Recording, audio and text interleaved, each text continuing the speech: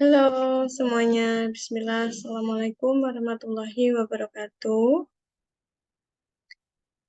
Pada kesempatan hari ini, Bu Tita akan menyampaikan tentang materi terakhir di mata kuliah Statistika Pariwisata, yaitu mengenai metode peramalan atau forecasting method.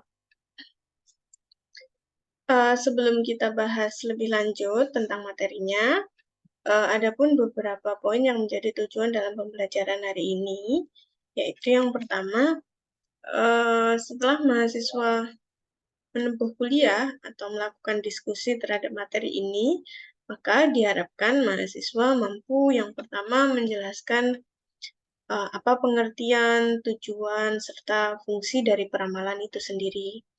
Kemudian yang kedua, mahasiswa juga diharapkan mampu untuk bisa menyebutkan metode peramalan kuantitatif itu meliputi apa saja. Kemudian yang ketiga, diharapkan mahasiswa mampu menjelaskan penggunaan dari teknik peramalan menggunakan metode naif, moving average, sama trend linear. Dan di mana ketiga metode ini merupakan bagian dari metode peramalan kuantitatif. Kemudian yang keempat, diharapkan mahasiswa mampu menghitung atau mengimplementasikan bagaimana sih ketiga metode peramalan kuantitatif itu tadi bisa digunakan dalam melakukan peramalan dalam studi kasus mengenai kasus-kasus peramalan di khususnya mencakup tourism gitu ya. Nah, ini tujuan dari pembelajarannya. Kemudian, nah sekarang kita bergerak ke bagian yang pertama mengenai pengertian. Jadi, yang dimaksud peramalan atau istilah lainnya itu adalah forecasting. Yang dimaksud peramalan itu adalah suatu usaha untuk memprediksi atau memperkirakan atau mengaproksimasi, mendekati gitu ya. Apa yang didekati atau apa yang mau diprediksi. Yang akan diprediksi adalah keadaan di masa yang akan datang. Namun, sumber-sumber dari kesimpulan untuk melakukan prediksi di masa yang akan datang itu berdasarkan pada data atau informasi di masa lalu. Gitu ya. Jadi, yang dimaksud forecasting atau peramalan ini adalah usaha untuk bagaimana cara kita mengetahui bagaimana keadaan atau kondisi di masa yang akan datang dengan dasar yang digunakan adalah informasi-informasi atau data-data pada periode yang sebelumnya atau masa yang lalu. Gitu ya. Nah, metode peramalan itu sendiri adalah suatu alat atau tools gitu ya, yang biasanya dipakai untuk melakukan forecast. Nah, tujuannya apa melakukan forecasting gitu ya? Karena ternyata dalam beberapa kondisi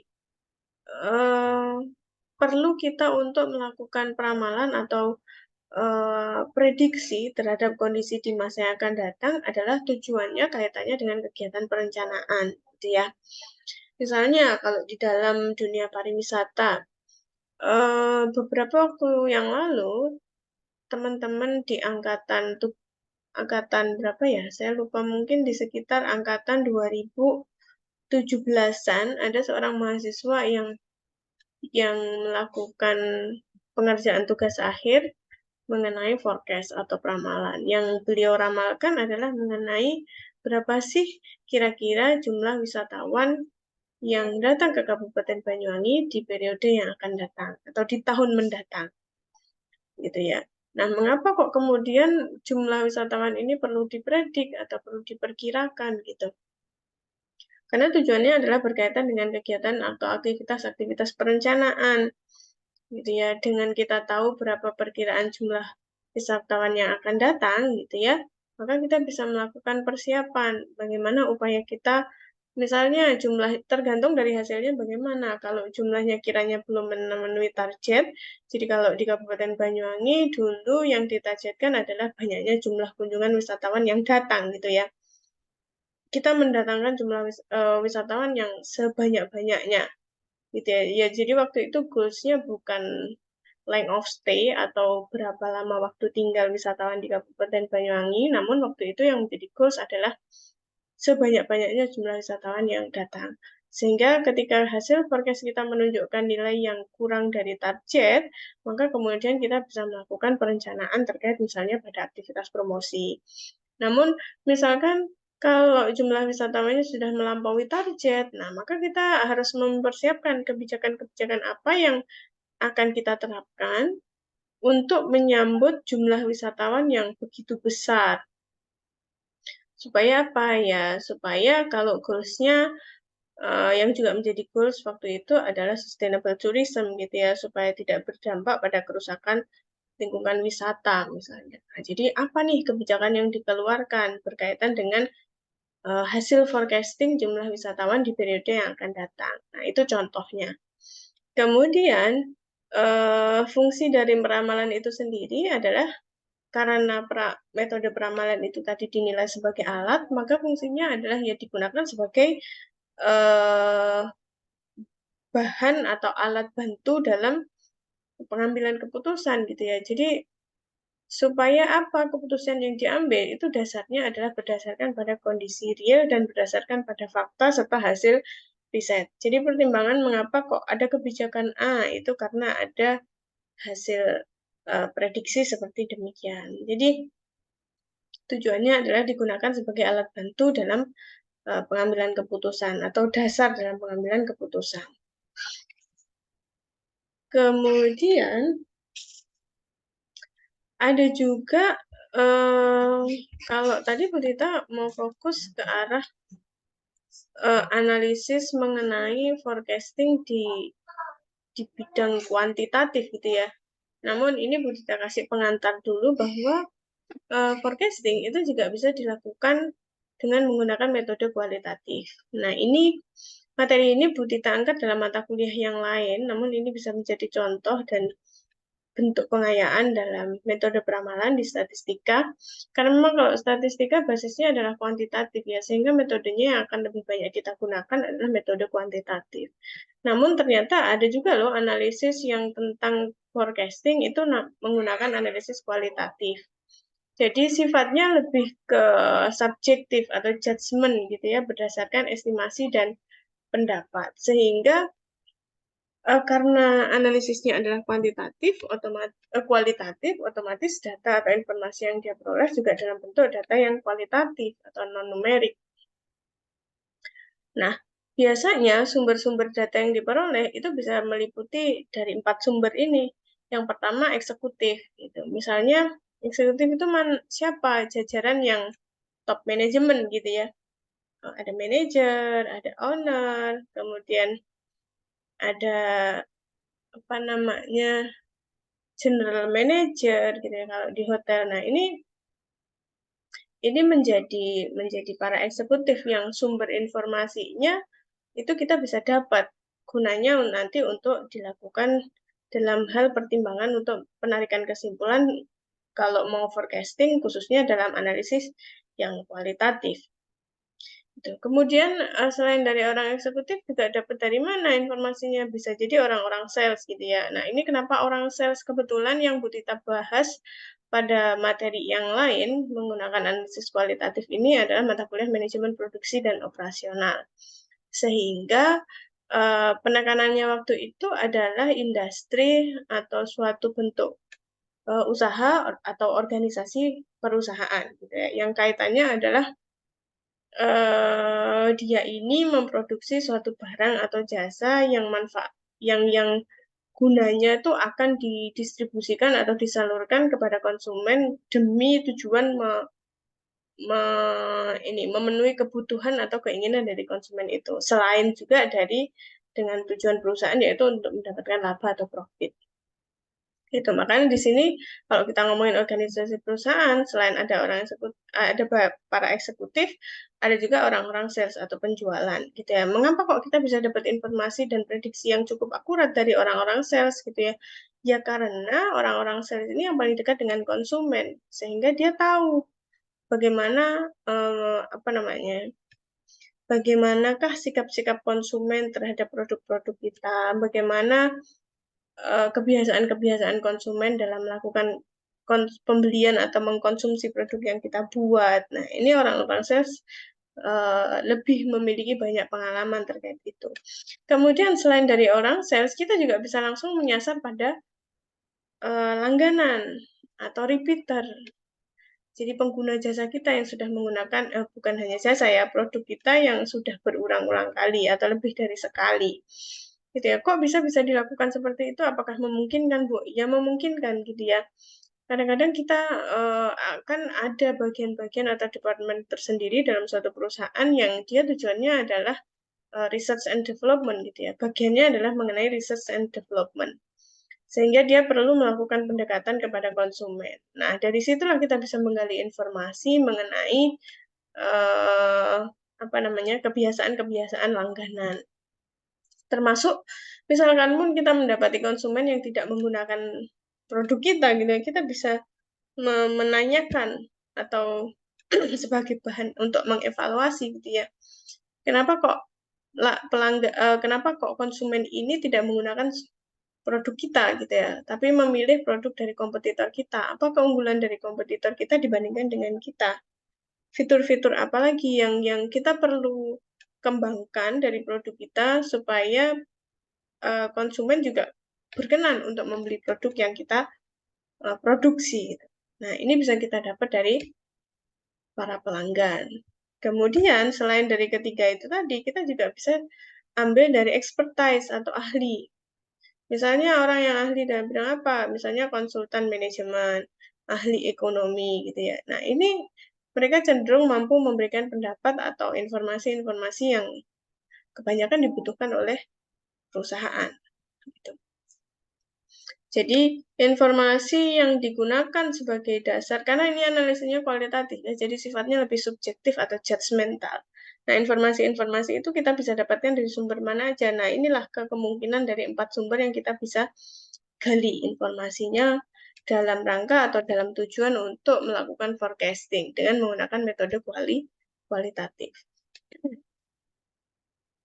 Kemudian, nah kalau ini tekniknya, kalau tadi kan sumbernya dari mana, kalau ini tekniknya.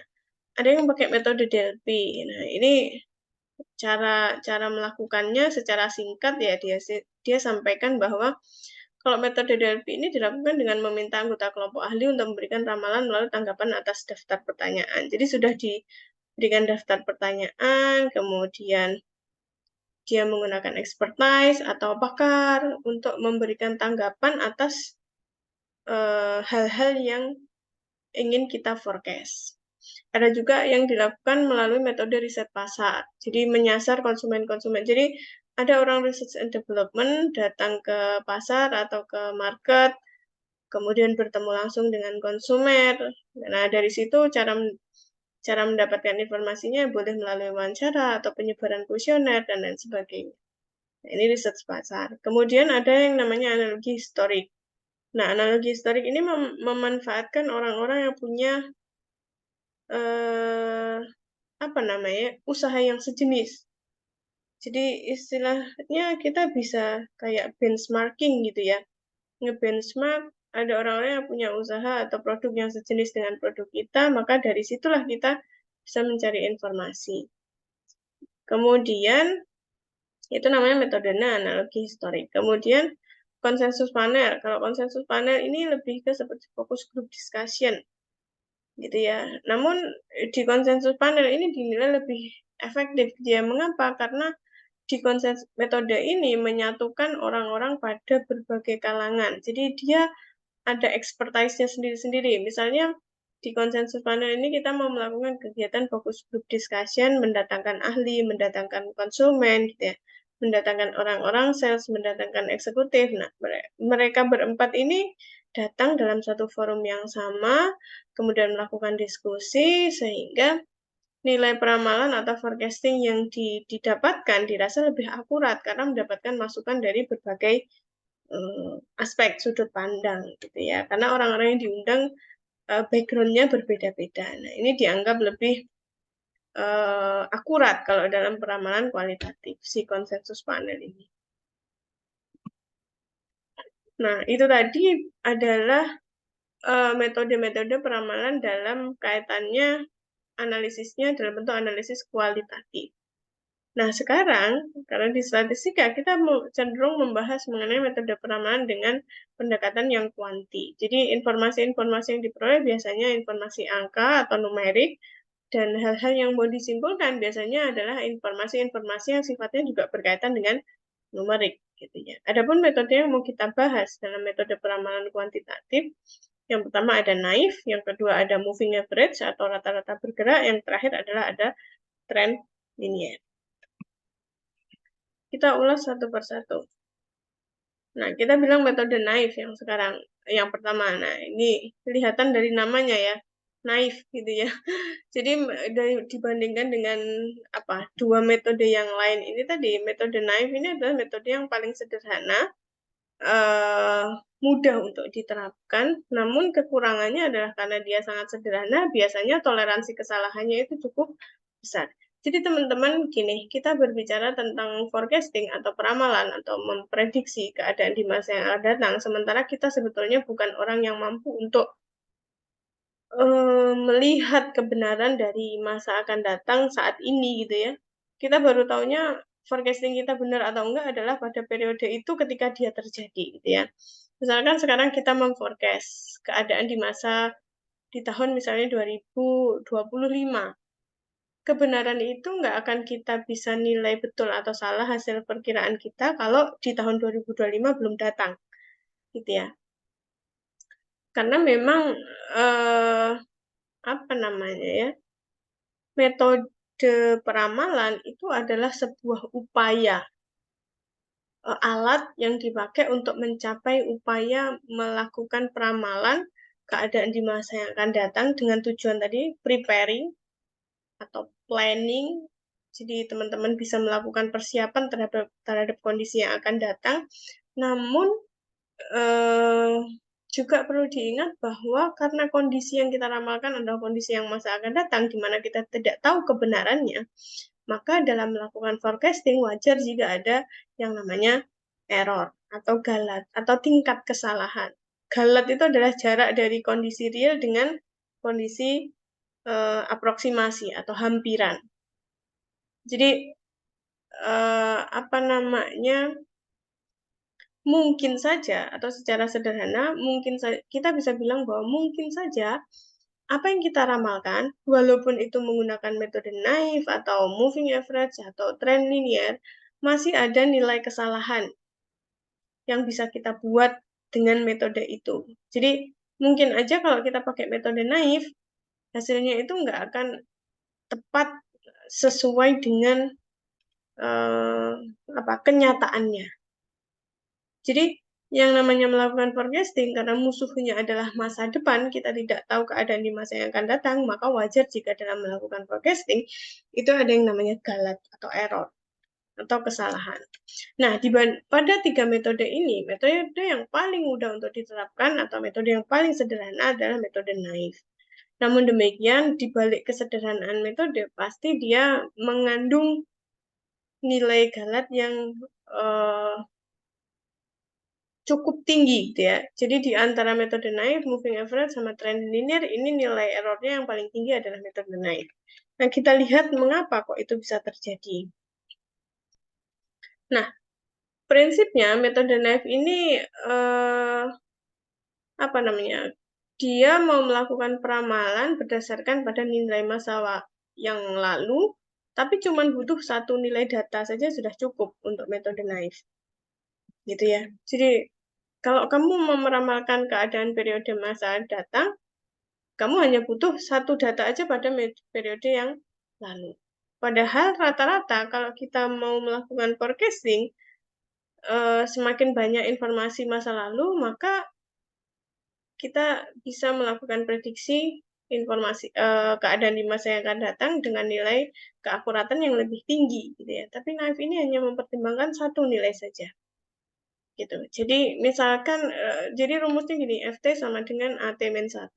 FT ini adalah keadaan yang mau diramalkan atau periode ke T yang mau kita ramalkan. Keadaan di masa yang akan datang sama dengan keadaan di AT-1. atau keadaan aktual pada satu periode sebelumnya. Gitu. Jadi metode naif sesederhana itu. Bagaimana sih praktiknya? Praktiknya misalkan begini, ini ada data atau informasi mengenai atau kita bilangnya data historis ya, data yang dikumpulkan pada periode-periode yang sudah berlalu.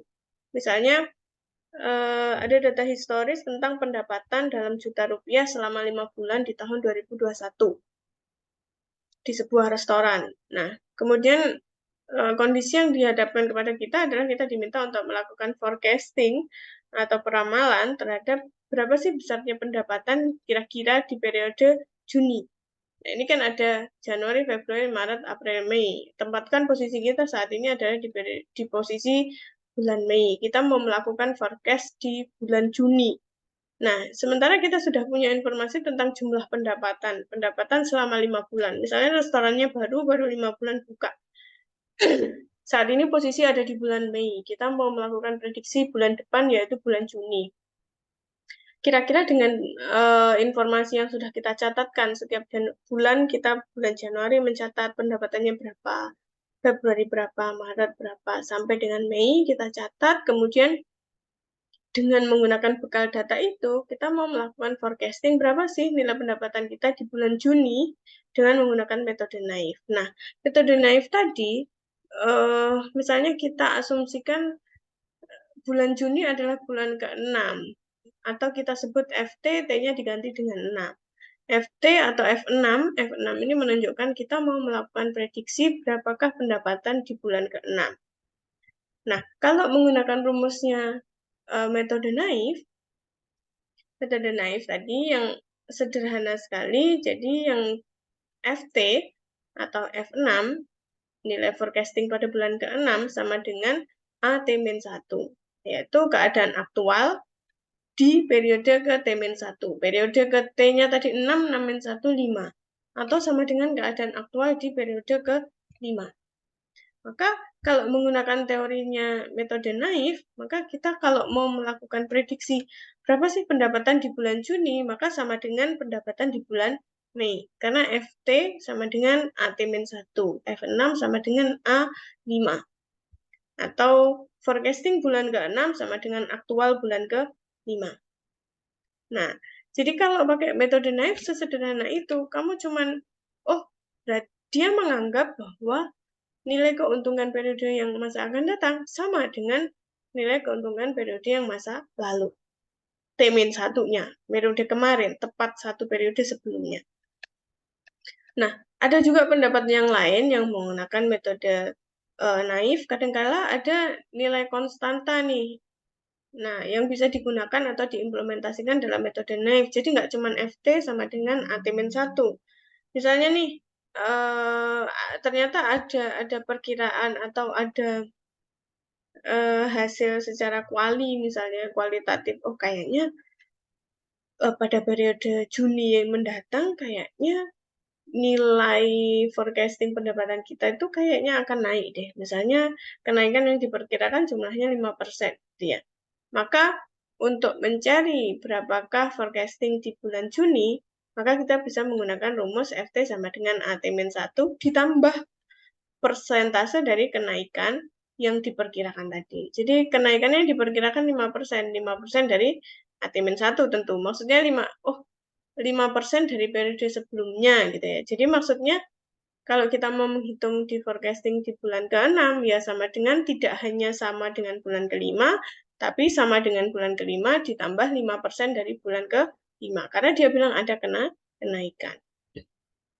Sehingga hasil akhirnya kalau kita menggunakan konstanta atau benchmarking, dengan nilai konstanta 5%, kenaikan 5%, maka F ke-6 yaitu F ke-5, aktual ke-5 ditambah 5% dari aktual ke-5. Dengan kata lain, bukan cuma 30 juta saja, tetapi 30 juta ditambah 5% kali 30 juta, yaitu hasilnya 31,5. Nah, ini metode naif. Gitu. Mengapa kok metode naif dianggap sebagai metode yang paling mudah diterapkan? Ya, karena kita hanya butuh satu informasi periode terakhir aja. Satu periode terakhir aja sudah cukup. Tapi mengapa kok metode naif dianggap sebagai metode yang galatnya atau errornya paling besar? Ya justru karena hanya memanfaatkan satu informasi saja, itu belum tentu menggambarkan kondisi di masa yang akan datang. Misalnya nih, kalau kita bicara kaitannya dengan bisnis, misalnya kayak kita eh, bidangnya tourism gitu ya. Sementara kita tahu bahwa tourism itu tuh bisnis yang sifatnya musiman. Kadang-kadang nilainya akan jauh lebih besar pada periode-periode tertentu. Apalagi kita ngomongkan tentang pendapatan. Tentu kalau kita berbicara tentang pendapatan, dia akan berbanding lurus dengan jumlah konsumen yang menggunakan jasa kita. Misalnya kita ngomong apa dulu nih? Misalnya kita ngomong tentang hotel gitu ya. Hotel katakan periode bulan ini adalah periode bulan November gitu ya. Kita bicara periode bulan November. November nih mendekati akhir tahun. Ini katakan kita sudah ketahuan pendapatannya bulan November misalnya 300 juta misalnya. Kemudian kita mau melakukan prediksi kira-kira berapa ya pendapatan kita di bulan Desember gitu ya. Nah, kalau dengan metode naif kita cukup tahu kalau pendapatannya di bulan November 300 juta, maka di bulan Desember pasti juga akan 300 juta. Namun hal itu tidak berlaku pada kondisi-kondisi usaha-usaha seperti usaha musiman gitu ya. Kayak biro perjalanan wisata atau mungkin restoran atau mungkin juga apalagi khususnya misalnya kaitannya dengan hotel dan beberapa tempat rekreasi. Karena ada kondisi-kondisi di mana dia dianggap sebagai peak season, high season dan peak season. Misalnya pada saat liburan-liburan, misalnya pada saat awal tahun, misalnya juga pada saat akhir tahun. Sehingga diprediksi di bulan-bulan tersebut nilai pendapatannya meningkat jauh lebih besar dibandingkan dengan pendapatan rata-rata di bulan-bulan, misalnya di bulan-bulan Oktober, September, gitu ya. Nah, itu kondisinya. Mengapa kok metode naif dianggap sebagai metode yang memiliki nilai kesalahan paling besar? Kemudian yang kedua ada yang namanya metode moving average atau rata-rata bergerak. Nah, ini apa namanya sedikit lebih maju dibandingkan dengan metode rata. Karena yang metode rata, maksudnya metode naif. Karena yang dipertimbangkan informasinya lebih dari satu data. Kita lihat. Jadi metode moving average itu kalau kita mau memforecast nilai periode T atau FT, kita menggunakan informasi tentang data ke T-1 ditambah T-2 sampai dengan T-N dibagi dengan N. Gitu ya. Jadi harus dirata-ratakan berapakah nilai-nilai pada beberapa periode yang sebelumnya. Jadi ini tergantung pada apa namanya ya, ada istilahnya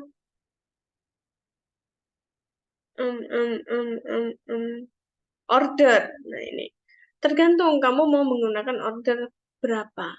Nah dengan data yang sama pada case yang sebelumnya, ada data mengenai jumlah pendapatan selama 5 bulan pada tahun 2021 di sebuah restoran.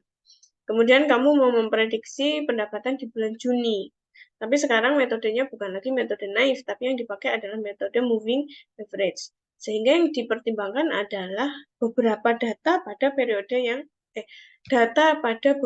periode yang sebelumnya. Nggak cuma satu informasi saja atau satu data saja yang dipertimbangkan. Misalnya nih, kamu mau menggunakan metode moving average. Nah, ininya berapa dulu? Ordernya berapa? Misalnya ordernya 3, ya. Jadi kamu hitung mundur 3 data sebelumnya di rata-rata. Nah, itulah yang menjadi nilai forecastingnya. Misalnya nih, pakai order 3. Order 3 berarti F pada bulan Juni yang dipertimbangkan yaitu Juni -1, yaitu Mei, Juni -2 yaitu April, Juni -3 yaitu Maret. Berarti aktual bulan Mei, April, dan aktual bulan Maret dijumlahkan dibagi dengan 3. Karena ini ngomongin rata-rata. Kita tahu bahwa rumus rata-rata adalah nilai jumlah dari beberapa data dibagi dengan tadi banyaknya data ada berapa. Karena kita ordernya pakai order 3, ya berarti baginya bagi 3. Nilai aktualnya berapa? Di bulan Mei 30, April 25, di bulan Maret 30 lagi. Berarti nilai 28,3 yang diperoleh dari penjumlahan 30 plus 25 plus 30 dibagi 3. Nah, nilai ini adalah menjadi nilai forecast atau nilai peramalan untuk periode Juni. Jadi yang dipertimbangkan 3 nilai.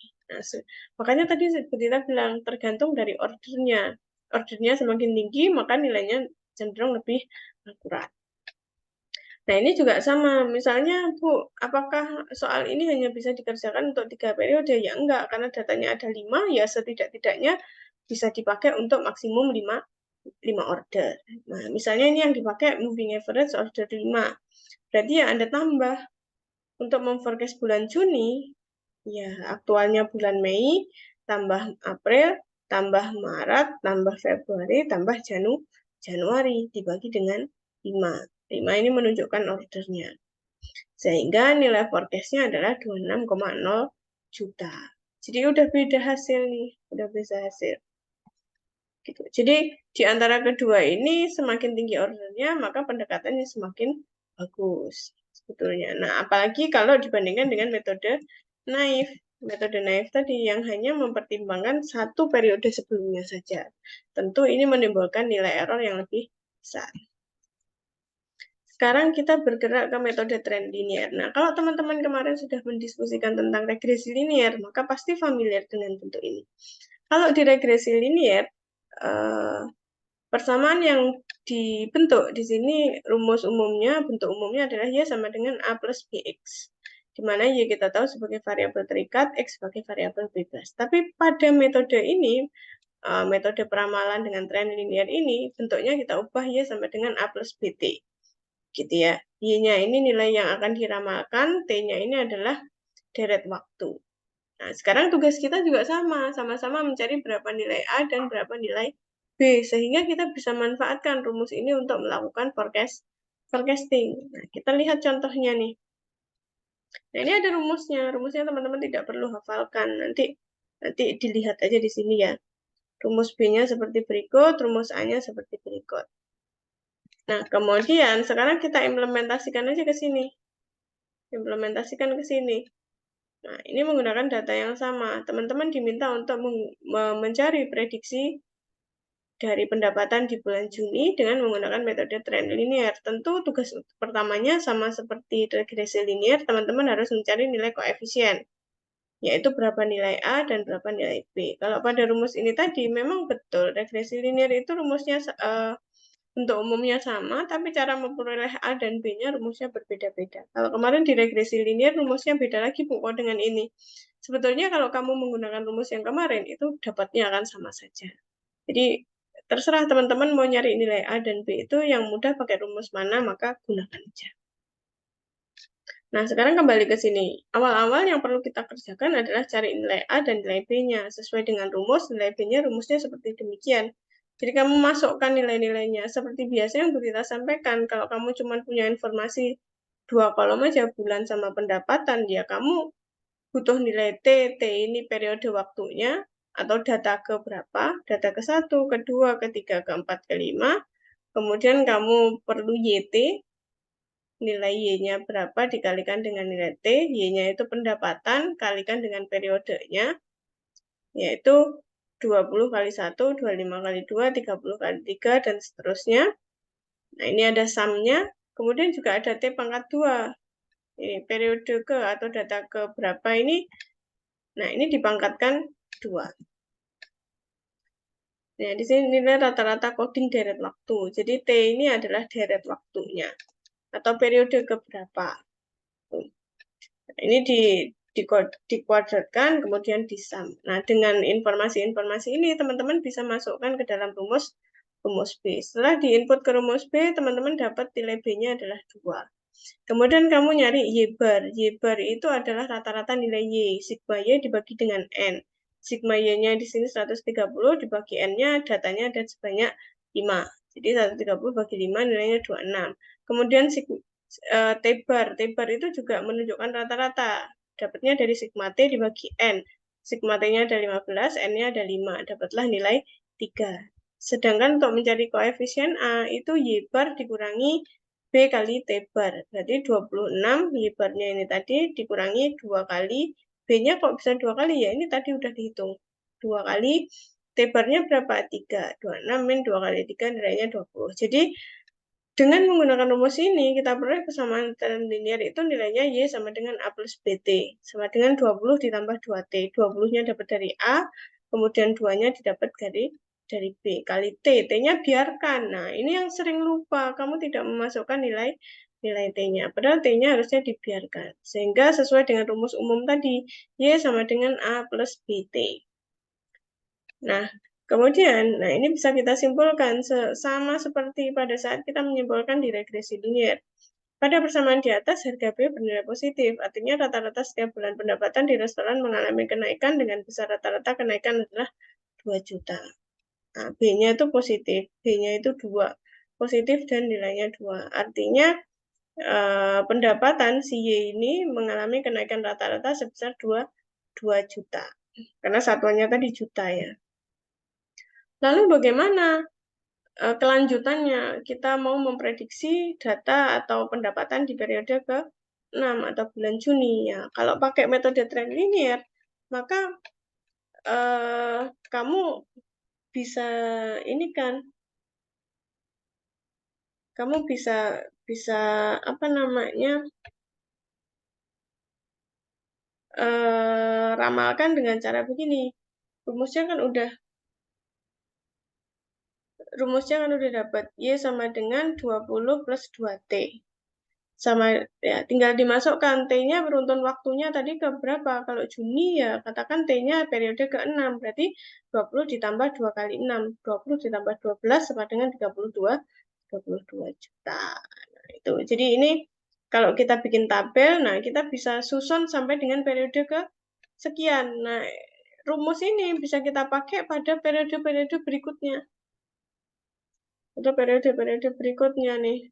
Ya, caranya bagaimana? Cukup mudah dengan menempatkan nilai T-nya itu diganti jadi berapa. Misalkan Juni T-nya 6, Juli T-nya 7. Ya, tinggal kali aja 7. Agustus T-nya 8, September T-nya 9, dan seterusnya. Ini teman-teman bisa diganti aja. 20 tambah 2 dikalikan dengan T-nya nilainya berapa. Maka nilai akhir itulah yang menjadi nilai forecast atau peramalan. Jadi implementasi metode trend linear itu seperti demikian. Oke, jadi itu materi yang bisa Putita sampaikan. Sekaligus ini menjadi materi terakhir kita dan materi ini masuk dalam rencana UAS. Jadi silahkan teman-teman pelajari, boleh juga menggunakan referensi dari bahan-bahan bacaan yang lain. Tidak harus selalu menggunakan apa yang Putita sampaikan saja, supaya wawasan teman-teman lebih banyak dan lebih terbuka. Terima kasih, kurang lebihnya mohon maaf. Saya akhiri. Wassalamualaikum warahmatullahi wabarakatuh.